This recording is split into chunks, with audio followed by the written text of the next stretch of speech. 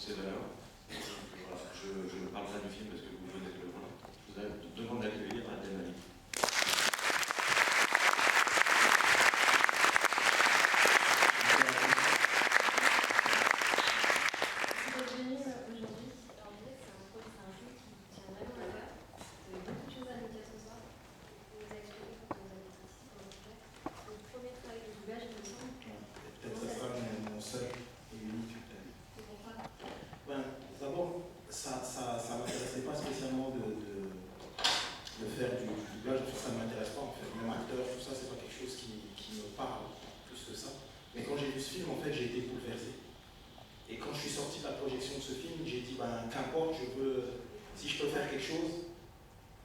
Je le fais, quoi, qu'importe. Et c'est vrai qu'on en a discuté ensuite, je suis allé à Los Angeles où j'ai rencontré Nate, etc. Enfin, mais ce film m'a totalement bouleversé. Pour moi, ce film, il est important. Et surtout aujourd'hui. Et j'avais le sentiment aussi qu'ici, en France, on pouvait vraiment le percevoir, comment dire, percevoir ce film de la manière dont il doit être perçu. Avec à la fois un recul suffisant, mais à la fois ce regard quand même humaniste qu'est le nôtre.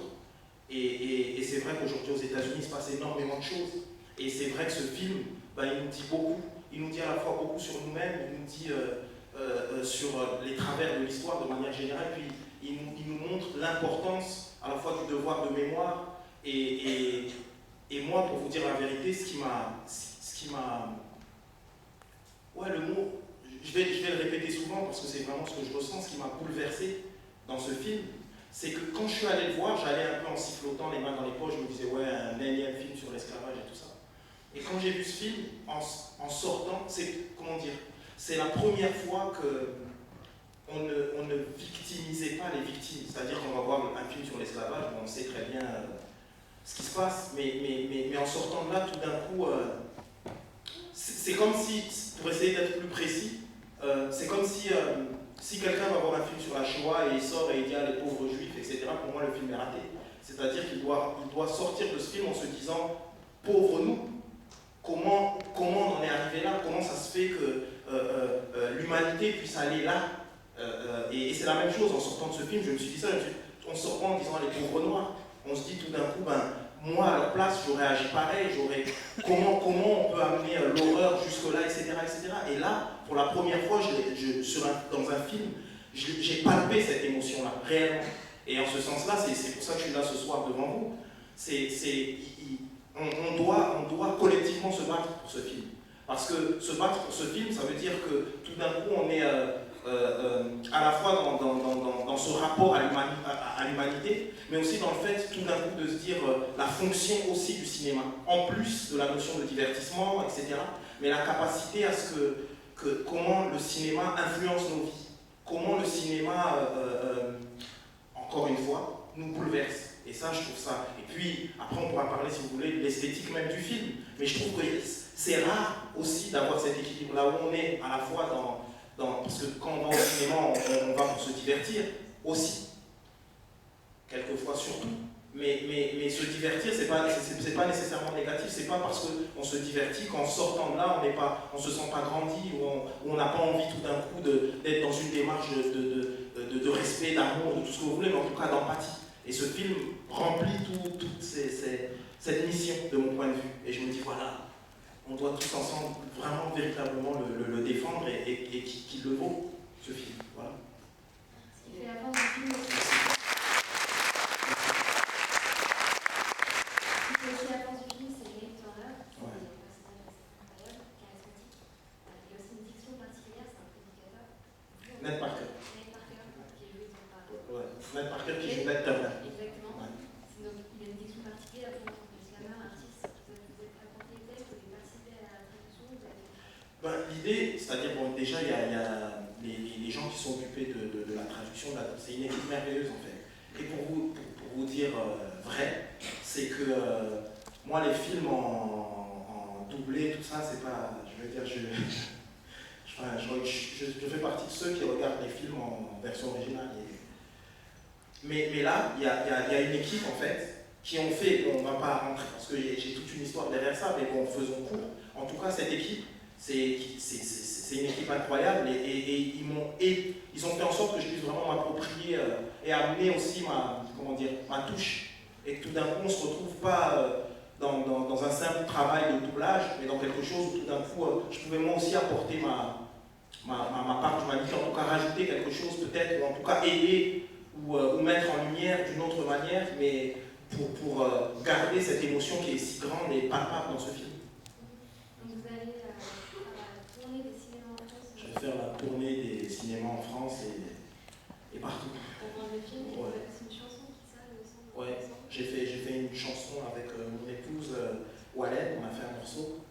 Et voilà, mais ce film, c'est ça. C'est que tout d'un coup, il y a cette envie à la fois de l'accompagner, cette envie de dire que. Voilà, c'est tout ce que moi j'aime dans l'art. C'est-à-dire cette capacité à évidemment nous divertir, à ce qu'il y ait quelque chose d'une esthétique, etc. particulière, mais aussi tout d'un coup où le fond et la forme se confondent, où tout d'un coup on est face à une sorte d'œuvre totale, d'œuvre d'art totale. Et c'est ça qui m'intéresse généralement. Et je trouve que justement Nate Parker est assez incroyable parce que c'est son premier film et il a fait quelque chose de grand. Ça me fait, évidemment toute proportion gardée, mais moi ça me fait penser à Orson Welles quand il fait Citizen Kane, c'est-à-dire tout d'un coup, voilà quelqu'un qui arrive et qui embrasse parfaitement son sujet et qui nous dit quelque chose d'une profondeur, il y a quelque chose d'une humanité, quelque chose d'universel, et en même temps il y a des trouvailles cinématographiques, esthétiques, et je trouve ça, ouais, c'est beau, c'est rare, et on doit porter ça. Lorsqu'on se trouve face à une œuvre d'art comme ça,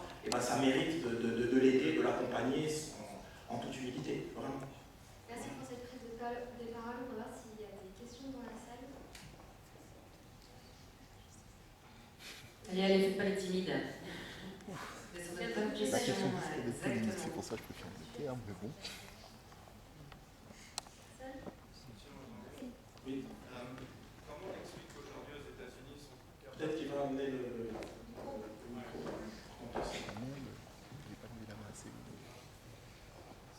Allô?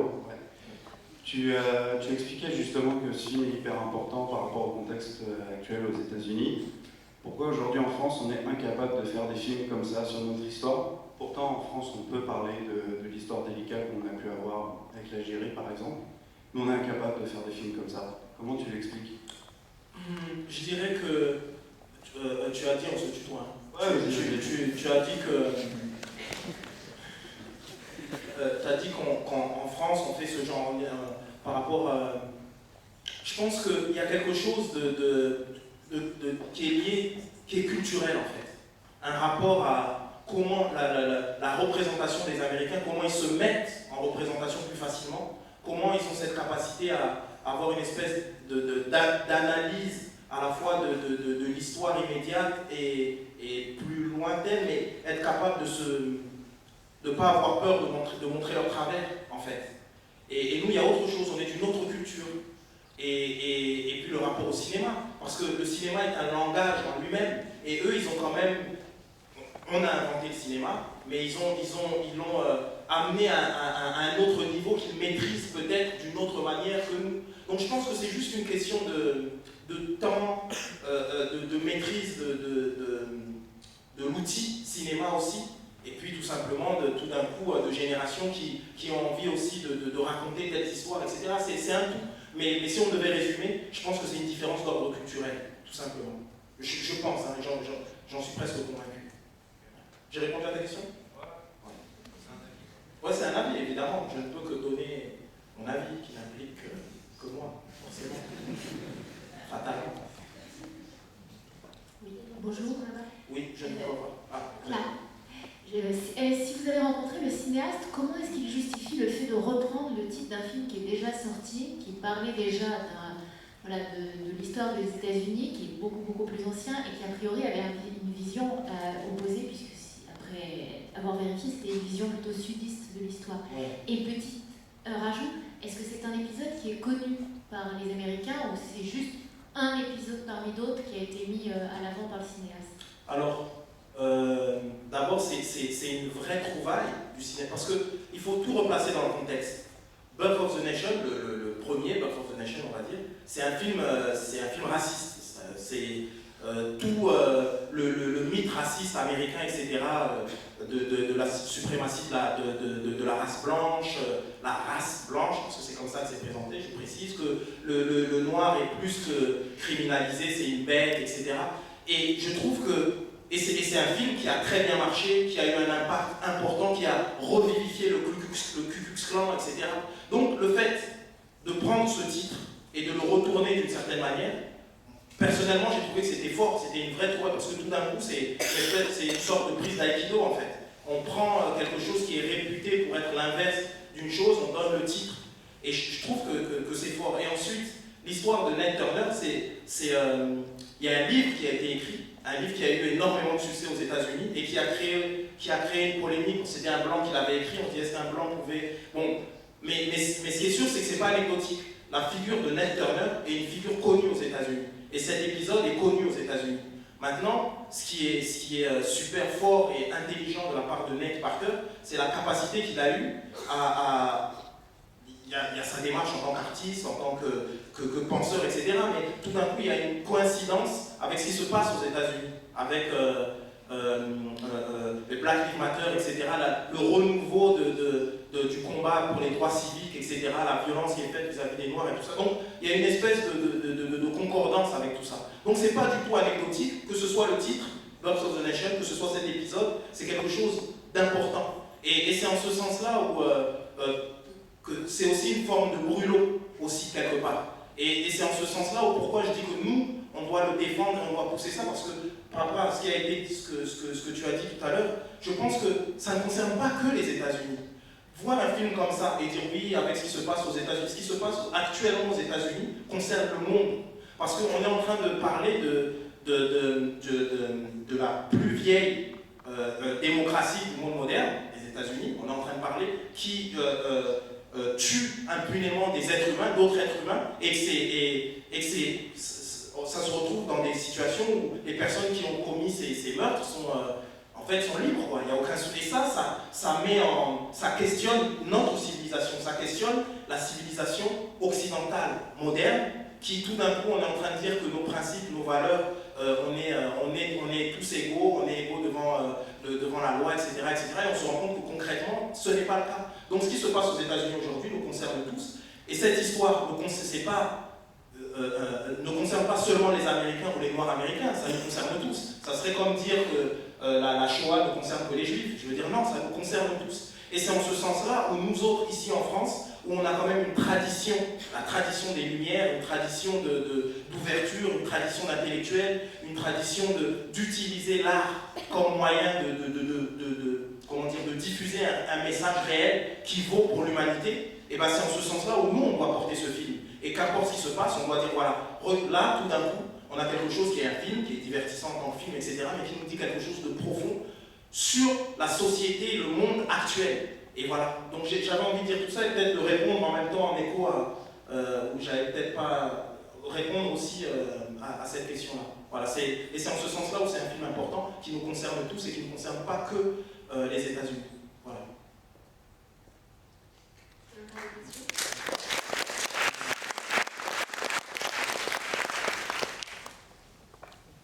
Des questions là?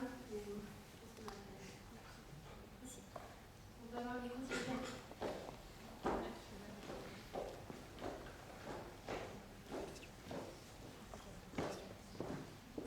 Bonsoir. Bonsoir.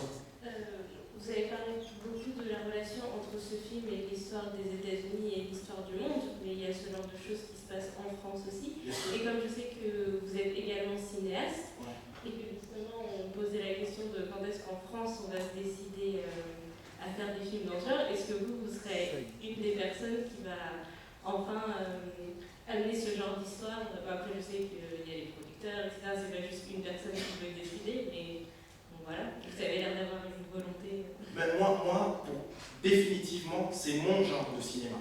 Mais quand, en toute humilité bien sûr, quand j'ai fait mon premier film qui est sorti il y a 2 ans, Carla bénisse la France, où je me racontais, mais moi je n'étais qu'un prétexte dans cette histoire. C'est-à-dire l'idée c'était de raconter une certaine histoire de France, de parler de la France, de parler des problématiques qui nous touchent. Mais toujours avec cette idée, et j'ai l'impression, en ayant parlé avec Nate, en voyant son film, etc., avec toujours cette idée, néanmoins, de faire du lien. C'est-à-dire qu'on peut parler d'une communauté en particulier, mais cette communauté, c'est le symbole de la communauté humaine. Ça nous concerne tous, en fait.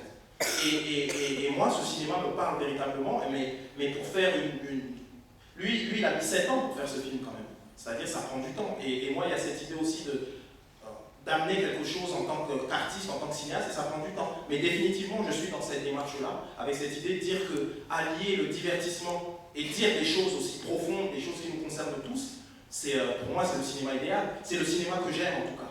Et donc voilà. Merci à vous. Une question là-bas, s'il vous plaît.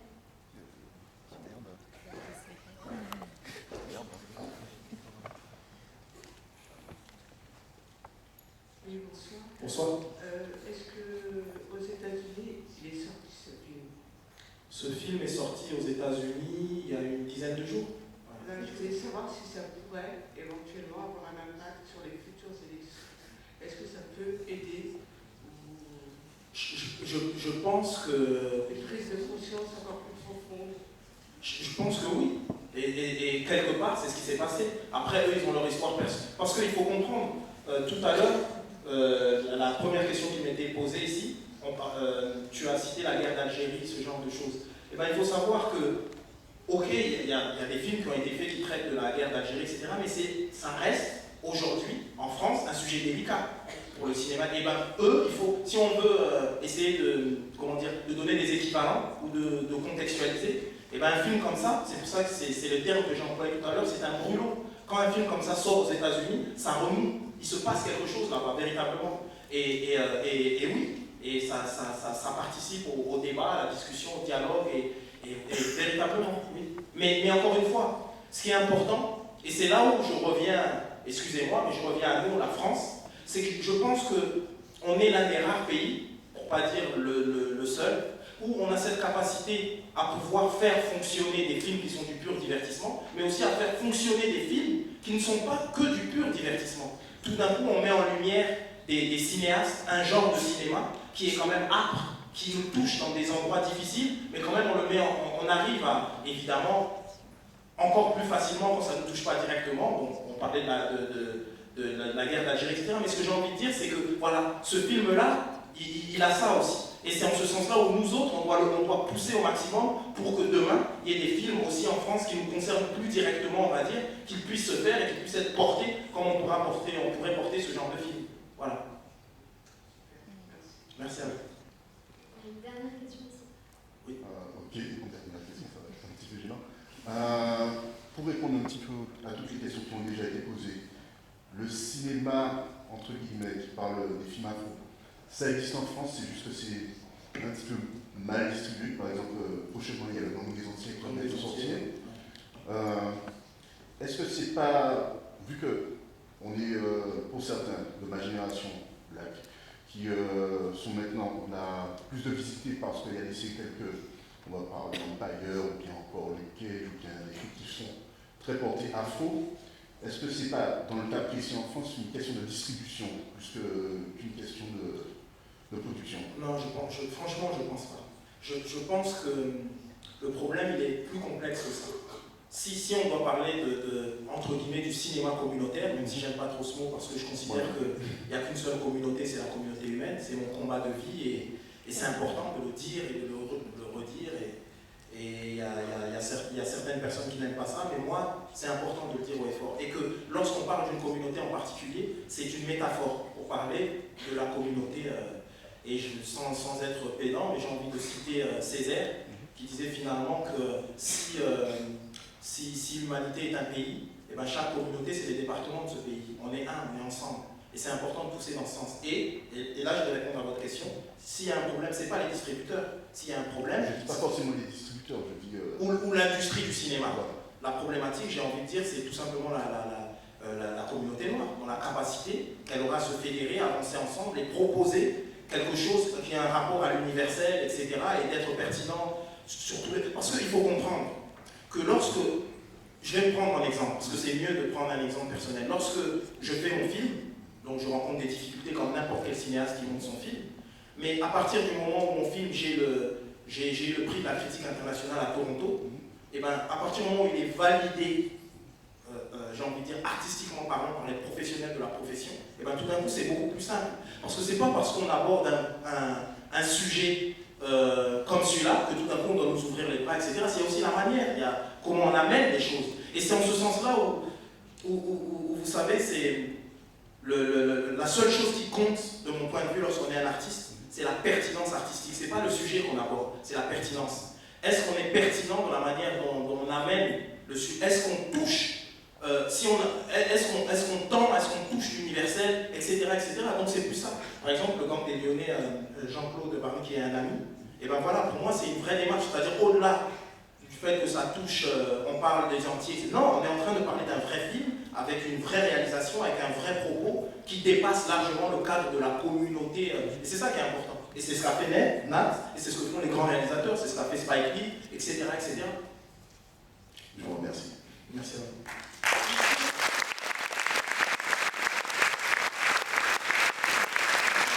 On est là, limité par le temps. Et je voulais juste vous dire, si je peux me permettre, un dernier mot.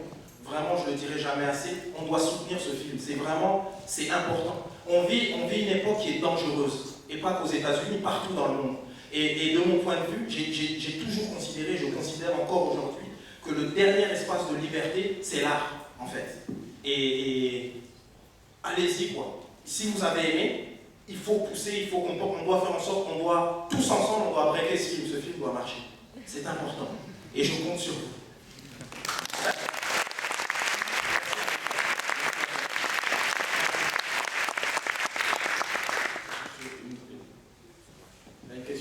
J'ai une question à poser. Alors, juste une dernière petite chose, je pense que vous l'avez senti, Malik est vraiment avec vous et porte le film sur ses épaules. On va faire une tournée de Provence, mais on va aussi consacrer beaucoup de temps, parce que c'est important, 2 semaines, 3 semaines avant la sortie, préparer des journées digitales, des tables rondes, des one-to-one avec Malik, pour pouvoir peut-être discuter plus longuement, d'une façon un peu plus personnelle de tout ça. Et voilà, n'hésitez surtout pas parce qu'on sera ravis de le faire et c'est dans cette démarche qu'on fait la tournée de Provence. C'est dans cette démarche qu'on fait tout ce travail, c'est dans cette démarche que Malik a fait l'AVF, a porté le film jusqu'à présent et aller au congrès des exploitants pour ceux qui l'ont peut-être vu et qu'on a envie de continuer dans ce sens-là. Donc surtout n'hésitez pas, on sera là et on répondra du bon droit. Voilà, c'est juste ce que je voulais dire. Merci encore. Merci.